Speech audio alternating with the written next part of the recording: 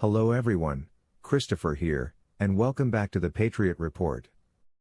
Today, we're diving into one of the most passionately debated and deeply rooted rights in American history, the Second Amendment to the United States Constitution. Whether you're a lifelong defender of the right to bear arms or just beginning to explore its meaning, this is a topic worth understanding with clarity, context, and conviction. Let's begin by reading the actual text.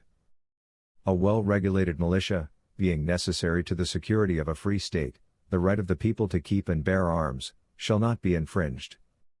At first glance, it's a single sentence, but it holds centuries of history, philosophy, and controversy. So let's break it down piece by piece, and keep a close eye on that final phrase, shall not be infringed. A well-regulated militia. In 18th century America, militia didn't mean what it often means today.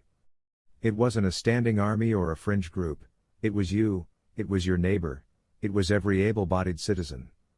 Back then, the militia was made up of ordinary people, trained to defend their communities in times of danger. The founders knew that a professional army, under the control of a strong central government, could become a tool of tyranny. That's why they put their trust in the people themselves.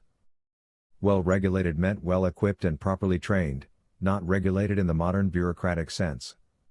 This was about preparedness, not government control. Being necessary to the security of a free state. Now we get to why this matters. A free people are secure not because of government benevolence, but because they are able to defend their own liberty.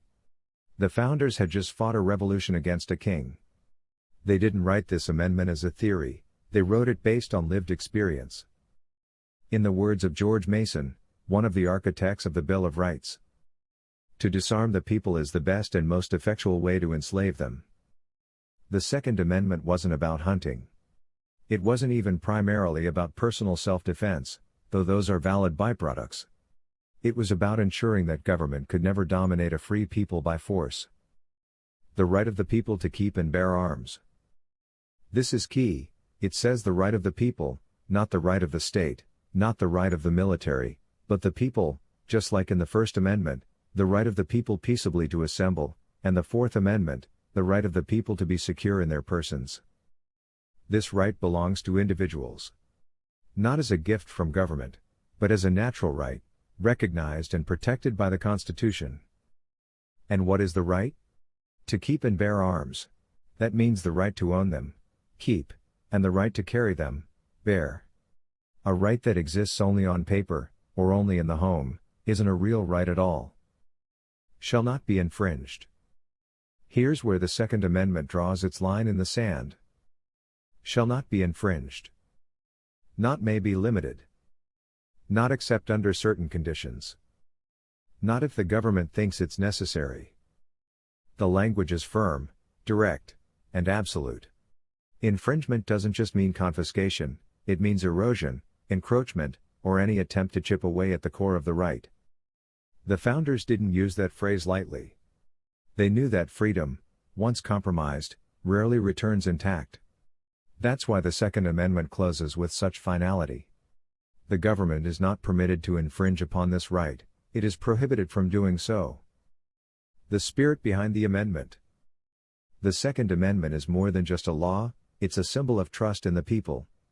It declares that the people are the ultimate safeguard of liberty, not bureaucrats or generals. It affirms that tyranny doesn't begin with tanks, it begins when a government no longer fears its citizens. Thomas Jefferson put it this way. What country can preserve its liberties if their rulers are not warned from time to time that their people preserve the spirit of resistance? The Second Amendment was never about violence, it was about deterrence. A free people, armed and aware, are the best defense against oppression. It creates balance. It says to the government, you serve us, we do not serve you. What it means today. Now, 230 years later, the conversation continues. Technology has changed. Society has changed. But the core principle hasn't. Free people must retain the power to defend their lives, their families, and their liberty. Every time the right to bear arms is chipped away, whether through bans, restrictions, or bureaucracy, we move one step closer to forgetting what made America different. The Second Amendment wasn't a relic, it was a warning. And a promise. The promise that freedom doesn't belong to rulers, but to the people. The warning that if you give up that freedom, you may not get it back. So, the next time someone asks what the Second Amendment really means, you can tell them this. It means that a well-prepared citizenry is essential to a free state. It means that the right to keep and bear arms belongs to the people. And it means, unequivocally, that this right shall not be infringed. Thanks for listening. I'm Christopher, and this has been the Patriot Report. Stay informed, stay free, and never forget where our rights come from.